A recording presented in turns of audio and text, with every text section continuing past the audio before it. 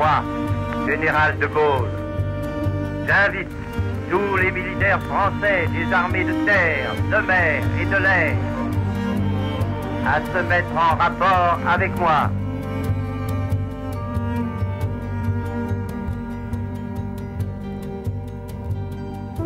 Les chefs, qui depuis de nombreuses années sont à la tête des armées françaises, ont formé un gouvernement.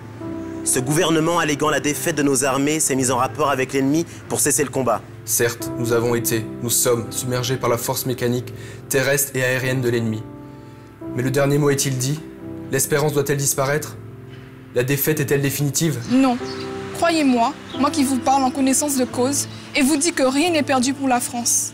Les mêmes moyens qui nous ont vaincus peuvent faire venir un jour la victoire. Cette guerre n'est pas limitée au territoire malheureux de notre pays. Cette guerre n'est pas tranchée par la bataille de France. Cette guerre est une guerre mondiale. Toutes les fautes, tous les retards, toutes les souffrances n'empêchent pas qu'il y a, dans l'univers, tous les moyens nécessaires pour écraser un jour nos ennemis. Foudroyés aujourd'hui par la force mécanique, nous pourrons vaincre dans l'avenir par une force mécanique supérieure. Le destin du monde est là.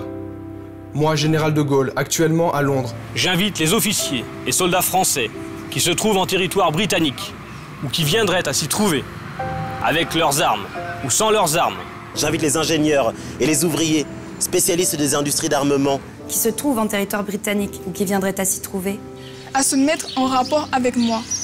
Quoi qu'il arrive, la flamme de la résistance française ne doit pas s'éteindre et ne s'éteindra pas.